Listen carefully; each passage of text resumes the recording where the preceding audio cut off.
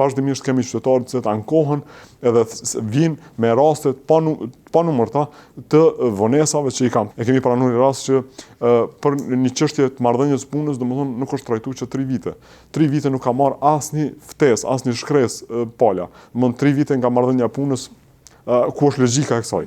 Ju e keni rastin, domethënë, po besoj që e dini edhe jeni vetë dëshmitar kur një land që e keni dërguar vetë në gjykatë, domethënë disa vite trajtim. Imagjinoni ju jeni media dhe keni fuqinë që nuk e kanë ndoshta qytetarët dhe prapë edhe landet e juaja presin me vite në sistem.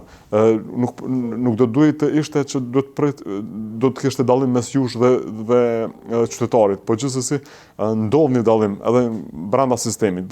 Sistemi bën dallimin, po prapë kur kthehem, qytetari e vum pasojën. Për shembull, na kemi qendrën për ndihmë juridike falas, edhe vazhdimisht kemi qytetarë që ankohen edhe vinë me raste pa numërta të vonesave që i kanë. Për shembull, hiç më larg se dje e kemi pranuar një rast që për një çështje të marrëdhënies punës, domethënë nuk është trajtuar që 3 vite. 3 vite nuk ka marrë asnjë ftesë, asnjë shkresë pala. Domethënë 3 vite nga marrëdhënia punës, ku është logjika e kësaj. Pse atëherë do të më drejtu dikush gjykatës ose me kërku drejtësi. Nëse shohim këto problematika, Florent, vit pas viti në raportet e progresit, çka është tu i pengu institucionet me i kry, ose me i marrë dhe me i trajtu këto rekomandimet që vinë tu i se vit pas vitit, sepse lantet të zgjatura janë pjesë e raportit tu i si çdo vit?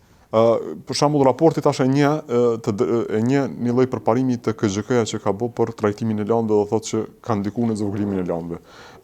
Unë besoj fuqishëm që ajo mund të ketë ndikuar në disa aspekte, në disa çështje që është ul numri i landeve, po prapë numri i landeve vazhdon të jetë shumë i madh. Domethënë ka qytetarë që prat landa atyre prat me 5-6 vite pa u trajtuar asnjëherë.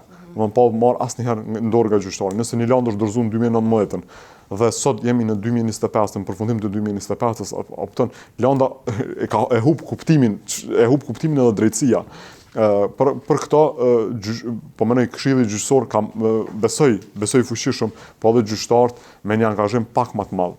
Sidomos gjyqtarëve kish shumë me u realizu kjo. Overloadin e punëve kanë shumë të madh, po edhe numri i gjyqtarëve nuk është, na e marrin mend domethënë para 10 viteve, 15 viteve, numri i gjyqtarëve ka qenë shumë i vogël, edhe prapë njëjti nivel i landeve që kanë pas menaxhim. Domethënë gjyqtarët edhe në atë kohë i kanë nxjerr 35 gjykime, ndoshta 40 gjykime brenda muajit, po ndoshta ju kanë ardhur 50-60 tjera. Tash o rrit numri i gjyqtarëve, prapë kemi një overload të njëjtë, domethënë ngarkesë të njëjtë të gjyqtarëve.